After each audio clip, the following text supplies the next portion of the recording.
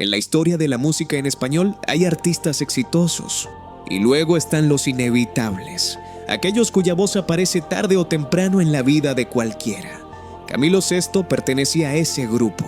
Durante décadas su música estuvo en radios, hogares, bares y viajes en carretera. Sus canciones no eran solo populares, formaban parte de la memoria emocional colectiva. Pero antes de convertirse en uno de los nombres más grandes de la balada romántica, fue simplemente Camilo Blanes Cortés, un niño nacido el 16 de septiembre de 1946 en Alcoy, Alicante, dentro de una familia trabajadora donde el arte no parecía un destino lógico.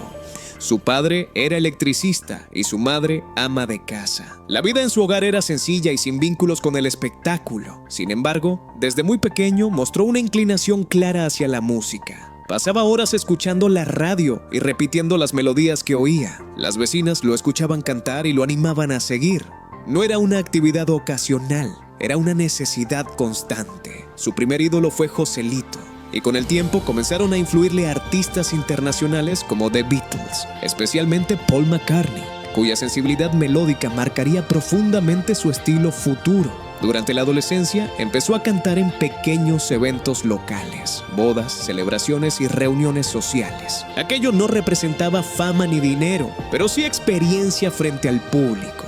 Con el paso del tiempo, la música dejó de ser una afición y se convirtió en un proyecto de vida. Sus padres, aunque esperaban que siguiera un oficio estable, comprendieron que su determinación era firme. Madrid era el único lugar donde podía intentar algo serio. Llegó a la capital siendo muy joven, prácticamente sin recursos ni contactos. La ciudad no le ofreció oportunidades inmediatas. Durante un largo periodo sobrevivió realizando coros para otros artistas, tocando instrumentos e incluso pintando cuadros para poder pagar gastos básicos. Fueron años de incertidumbre en los que la única constante era la insistencia. No había garantías de éxito y la mayoría en su situación habría regresado a casa, pero él decidió quedarse. En 1966 se integró al grupo Los Botines. Aquella etapa le permitió aparecer en televisión y participar en proyectos cinematográficos, logrando cierta visibilidad.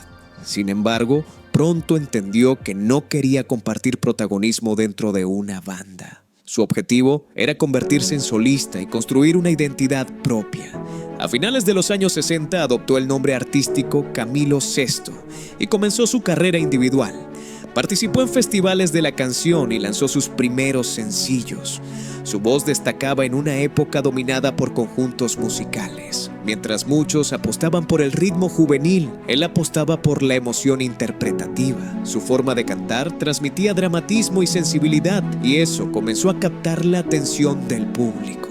El reconocimiento llegó de manera progresiva y cruzó fronteras. Latinoamérica empezó a recibir sus canciones con entusiasmo. Cada nuevo lanzamiento ampliaba su popularidad. Sin embargo, el momento que cambió definitivamente su carrera ocurrió en 1975, cuando decidió producir la versión española del musical Jesucristo Superstar. El proyecto era extremadamente costoso y arriesgado. No contaba con patrocinadores ni respaldo económico externo. Invirtió gran parte de su propio dinero y reputación. El resultado fue un éxito teatral enorme en España. El musical permaneció meses en cartelera y marcó un antes y un después en su carrera. Pero tuvo consecuencias físicas importantes. Las exigencias vocales deterioraron seriamente sus cuerdas vocales. Fue la primera señal de que el precio del éxito sería alto.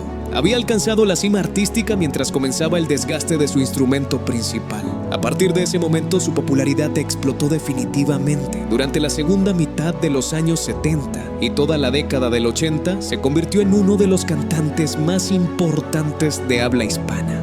No solo interpretaba canciones, escribía la mayoría de ellas, producía discos y definía su propio estilo. Su música combinaba melodía, dramatismo y una intensidad emocional que conectaba con públicos de distintas edades. Las giras internacionales se multiplicaron y su fama se consolidó tanto en España como en Latinoamérica. Cantó en varios idiomas buscando expansión global y logró mantenerse vigente mientras otras figuras desaparecían. Su nombre pasó a formar parte del grupo principal de la balada romántica junto a grandes referentes de la época. Pero mientras el éxito profesional crecía sin pausa, su vida personal comenzaba a volverse cada vez más compleja. Mientras su carrera alcanzaba uno de los puntos más altos de la música romántica en español, su vida personal empezaba a transitar un camino muy distinto al que reflejaban sus canciones. Sobre el escenario interpretaba historias de amor eterno, entrega absoluta y pasión sin límites, pero fuera de él, la realidad era mucho más inestable. A lo largo de los años mantuvo diversas relaciones sentimentales que terminaron rodeadas de polémicas, versiones cruzadas y conflictos mediáticos.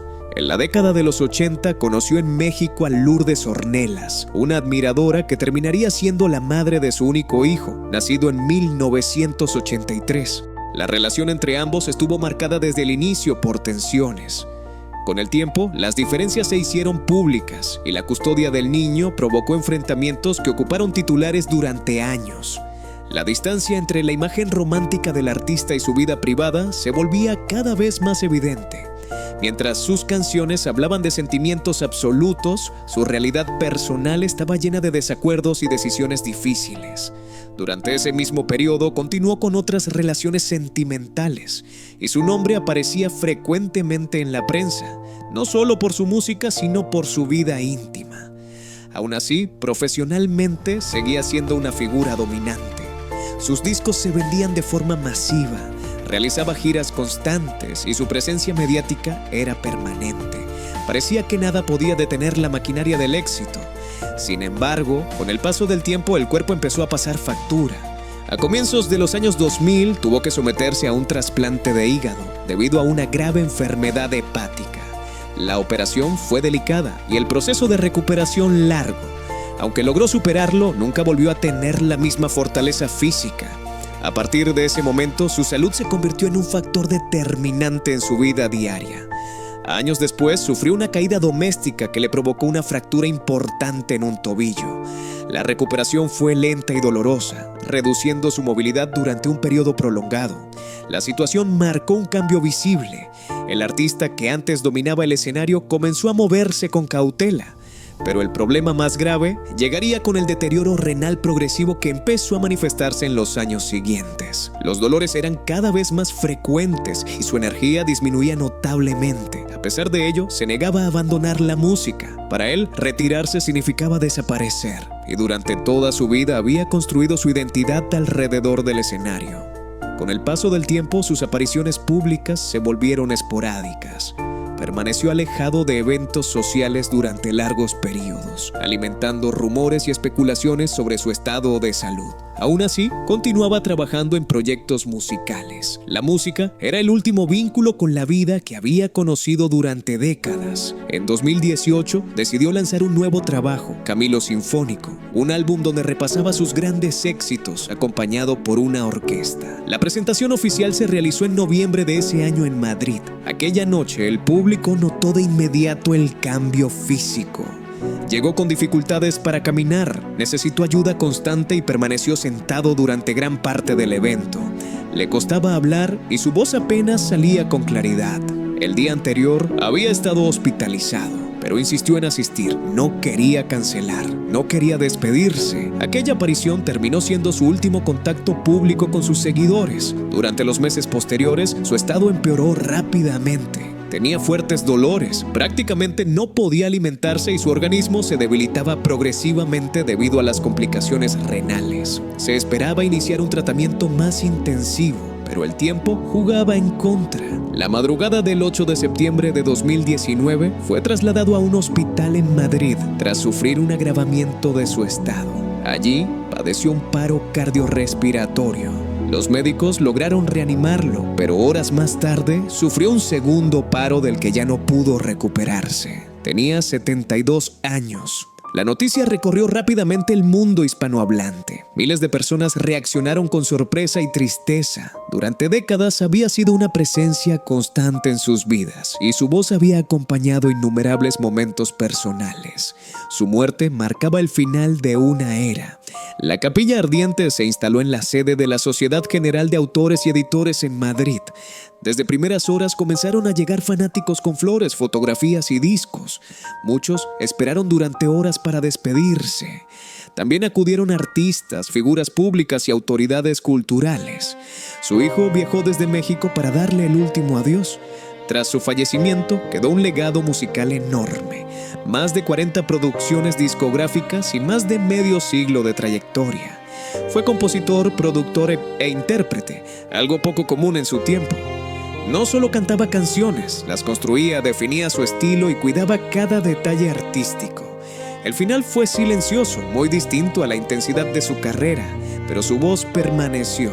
El final fue silencioso, muy distinto a la intensidad de su carrera, pero su voz permaneció, porque algunos artistas se apagan con el tiempo y otros simplemente dejan de estar físicamente mientras sus canciones continúan sonando generación tras generación.